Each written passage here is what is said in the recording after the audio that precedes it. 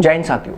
सेना भर्ती रैली और एग्जाम पर लंबे समय से लगी रोक के बीच हाल ही में जारी हुए एक पत्र को देखते हुए और वाराणसी सेना भर्ती रैली को लेकर गत दिनों प्रशासनिक अधिकारी और सेना के अधिकारियों के बीच हुई बैठक से युवाओं में सेना भर्ती को लेकर कहीं ना कहीं उम्मीद जगी है। इस बैठक के बाद तो मानो युवाओं में सेना भर्ती रैली को लेकर फिर से एक बार उत्साह का माहौल बनने लगा है। युवा अपनी तैयारियों में जुट गए हैं। वो सुबह शाम स्टेडियम व गांव की सड़कों और मैदानों में पहुंचकर पसीना बहा रहे हैं। इन युवाओं का जोश जज्बा वाकई में देखने लायक होता है। ये सुबह 4 बजे तो अपने बिस्तर छोड़ देते हैं और फिर उन देशभक्ति गीतों को सुनकर, जिन्हें सुनकर भुजाएं फड़कने लगती हैं, उन गीतों के साथ ये युवा दौड़ में दमखम दिखाते हैं। और देखिए, अगर सब कुछ ठीक ठाक रहा तो यही खुशी का माहौल सेना भर्ती की तैयारी करने वाले पूरे देश भर के युवाओं में देखने को मिलेगी। वाराणसी सेना भर्ती को लेकर अब युवाओं को उनके एडमिट कार्ड और भर्ती का टाइम टेबल जारी होने का इंतजार है। जैसे ही यह एडमिट कार्ड जारी होते हैं तो यह सिर्फ यूपी या वाराणसी सेना भर्ती में शामिल होने वाले युवाओं के लिए ही नहीं, बल्कि पूरे देश भर के युवाओं के लिए बहुत बड़ी खुशखबरी होगी। और देखिए, ऐसा अनुमान भी लगाया जा रहा है कि जल्द ही भर्ती को लेकर आगे की कोई प्रक्रिया शुरू की जा सकती है। अब इस भर्ती को शुरू कराने को लेकर सिर्फ सेना मुख्यालय से हरी झंडी का इंतजार है, यानी वहां से अनुमति मिलते ही सेना भर्ती कार्यक्रम जारी कर दिया जाएगा। वहीं दूसरी ओर हाल ही में वायरल हुए एक पत्र ने उन युवाओं को भी अब एक उम्मीद दिखाई है, एक किरण दिखाई है, जो सेना भर्ती समय पर नहीं होने से ओवर एज हो गए हैं। क्योंकि ऐसे युवाओं को उम्र में छूट देने की मांग पर सेना महानिदेशालय में विचार किया जा रहा है। और आज हम उम्र में छूट के मुद्दे को लेकर ही आपसे बात करने वाले हैं कि आखिर उम्र में छूट के मामले में क्या हो सकता है, क्या उम्र में छूट मिल पाएगी या नहीं।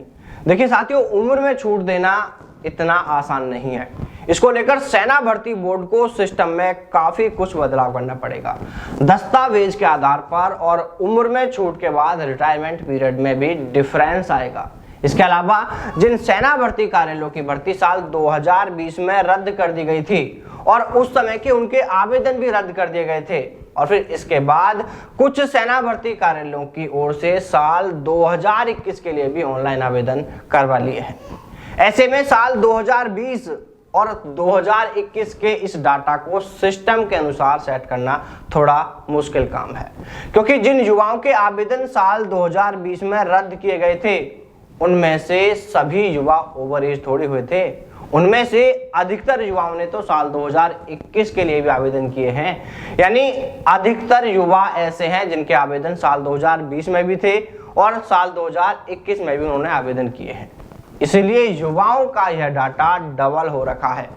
और चलो यह मान लेते हैं कि हो सकता है सेना का सिस्टम ऐसा हो जिसमें कोई फिल्टर सेट करके ऐसे डाटा को मैनेज किया जा सके, लेकिन यह भी देखना पड़ेगा कि देश में कोई सेना भर्ती कार्यालय ऐसा तो नहीं है जिसकी साल 2020 की सेना भर्ती रैली रद्द की गई थी और उसने साल 2021 की सेना भर्ती करा दी हो।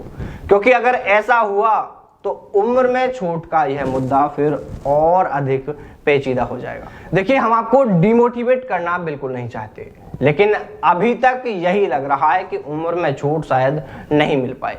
लेकिन बड़ी बात यह है कि इस मुद्दे पर भर्ती महानिदेशालय विचार कर रहा है। ऐसे में आप सभी युवाओं को चाहिए कि उम्र में छूट के इस मुद्दे पर कोई भी फैसला आने से पहले आपको अपनी मांग को और मजबूती के साथ उठाना चाहिए। अधिकारियों, जनप्रतिनिधियों को ज्ञापन देकर सोशल मीडिया के अलग अलग प्लेटफॉर्म पर इस संबंध में पुरजोर तरीके से मांग उठानी होगी। यह भी किया जा सकता है कि युवाओं के अलग अलग प्रतिनिधि मंडल अधिकारियों व जनप्रतिनिधियों को इस संबंध में सेना मुख्यालय, रक्षा मंत्री, प्रधानमंत्री और राष्ट्रपति के नाम ज्ञापन दें। अगर देश भर में युवाओं ने ऐसा किया और आपकी समस्या का यह मुद्दा भर्ती निदेशालय तक पहुंचता है तो कहीं ना कहीं उम्र में छूट को लेकर सेना के उच्च अधिकारियों को युवाओं के हित में ही विचार करना पड़ेगा। इसके अलावा आप सभी ट्विटर पर भी एडीजीपीआई, रक्षा मंत्री, प्रधानमंत्री इन सभी को टैग करते हुए अपनी मांगों को लेकर ट्वीट और रीट्वीट करें। हम भी आपकी समस्या को लेकर जल्द ही ट्विटर पर एक बार फिर से कैंपेन चलाने वाले हैं और आप सभी को इसके बारे में भी जल्द ही जानकारी दे दी जाएगी। तो चलिए साथी, फिर मुलाकात करते हैं आपसे सेना भर्ती से जुड़ी किसी नई अपडेट के साथ। तब तक सावधान रहें, दलालों से दूर रहें, अपना और अपनों का ख्याल रखें। जय हिंद, जय भारत, वंदे मातरम।